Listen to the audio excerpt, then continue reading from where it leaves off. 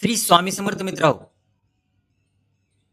आपल्यापैकी अनेकांना अनेकदा असा प्रसंग येतो जेव्हा आपण संकटात असतो. आपण पूर्ण निष्ठेने श्री स्वामींची सेवा करतो, तारक मंत्र म्हणतो, जप करतो, पण तरीही आपल्याला वाटतं की श्री स्वामी समर्थ माझ्या हाकेला धावून का येत नाहीत. स्वामी मला उत्तर द्यायला, माझी अडचण सोडवायला इतका उशीर का करत आहेत. जर तुमच्याही मनात कधी-कधी असा प्रश्न आला असेल, तर आजचा हा व्हिडिओ शेवटपर्यंत नक्की पहा. स्वामींच्या या उशिरामागे लपलेले गुपित आज आपण जाणून घेणार आहोत. पहिले कारण म्हणजे योग्य वेळ. श्री स्वामी समर्थ अंतर्यामी आहेत. त्यांना भूतकाळ, वर्तमानकाळ आणि भविष्यकाळ स्पष्ट दिसतो. आपण फक्त आजचा विचार करतो, पण स्वामी आपल्या पूर्ण आयुष्याचा विचार करतात. आपल्याला जे हवंय ते मिळण्याची योग्य वेळ अजून आलेली नसते. स्वामी उत्तर उशिरा देतात कारण ते आपल्याला चुकीच्या वेळी चुकीची गोष्ट देऊ इच्छित नाहीत. स्वामींचे परमभक्त बाळाप्पा महाराज जेव्हा अक्कलकोटला आले, तेव्हा त्यांनी स्वामींची अहोरात्र सेवा केली. पण स्वामींनी सुरुवातीला कित्येक महिने त्यांना कोणतीही सिद्धी, विशेष आशीर्वाद किंवा उपदेश दिला नाही. बाळाप्पांनी कोणतीही तक्रार न करता शांतपणे स्वामींचे पाय धरून ठेवले. जेव्हा योग्य वेळ आली, तेव्हा स्वामी समर्थांनी स्वतःच्या हातातील अंगठी, जपमाळ आणि पादुका बाळाप्पांना दिल्या आणि मिरज येथे मठ स्थापन करण्याचा आशीर्वाद दिला. आज बाळाप्पा महाराजांना स्वामींच्या पटशिष्यांमध्ये सर्वोच्च स्थान आहे. स्वामी उशीर करतात, पण जेव्हा देतात तेव्हा जगातील सर्वोत्तम गोष्ट देतात. आता दुसरे कारण म्हणजे आपले कर्म. अनेकदा आपल्या आयुष्यातील दुःख हे आपल्या पूर्वकर्माचे फळ असते. स्वामी समर्थ आपल्या भक्ताचे दुःखाचे दिवस लवकरात लवकर संपून टाकतात, पण ते पूर्णपणे नष्ट करण्यासाठी थोडा वेळ लागतो. श्री स्वामी आपल्याला ते दुःख सहन करण्याची ताकद देतात, जेणेकरून आपले कर्माचे देणे संपून आपण भविष्यात सुखी व्हावे. आपल्याला पूर्वकर्माचे भोगावेच लागतात. जेव्हा आपण स्वामींकडे धाव घेतो, तेव्हा स्वामी आपले प्रारब्ध पूर्णपणे नष्ट करत नाही, तर त्याची तीव्रता कमी करतात. ज्या संकटात आपला जीव जाणार असतो, तिथे स्वामी फक्त लहानशी जखम देऊन ते संकट टाळतात. स्वामी लीलामृतात एक प्रसंग येतो. एका भक्ताच्या आयुष्यात भयंकर संकट आणि मृत्यूयोग आला होता. तो स्वामींसमोर ढसाढसा रडत होता आणि स्वामींच्या पायावर डोके ठेवून मदत मागत होता. काही दिवस स्वामींनी त्याच्या प्रार्थनेकडे पूर्ण दुर्लक्ष केले.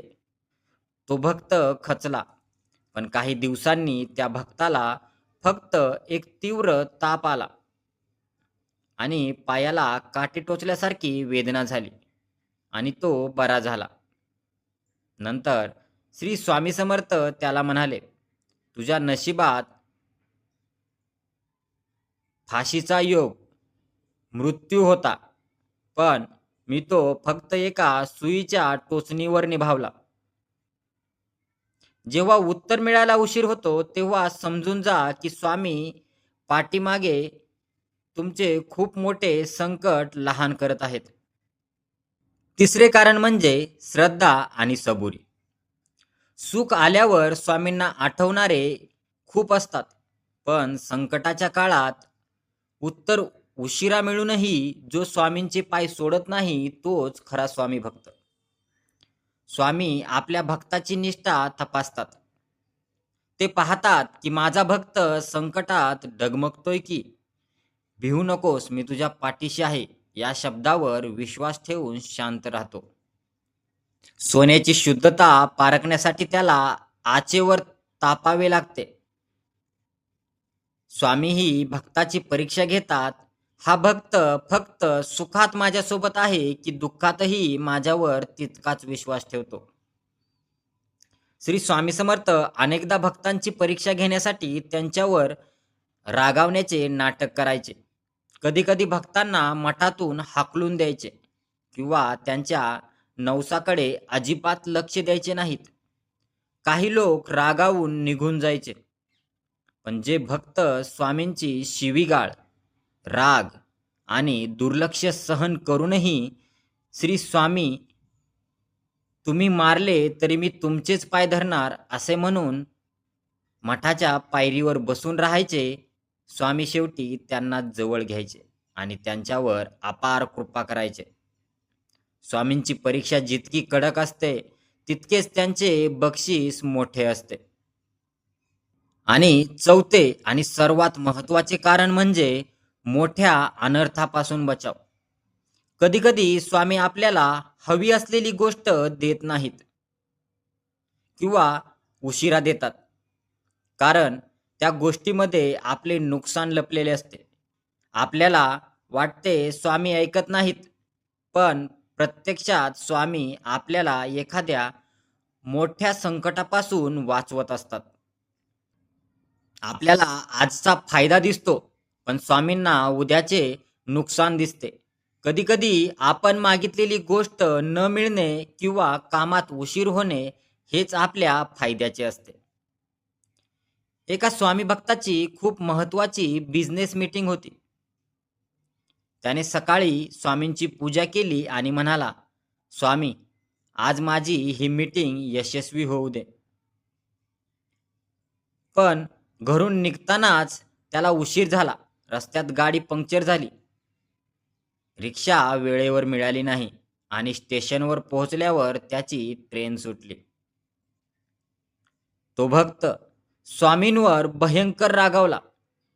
मी पूजा करून निघालो, तरी स्वामींनी माझे काम बिघडवले, असा विचार करत तो घरी परतला.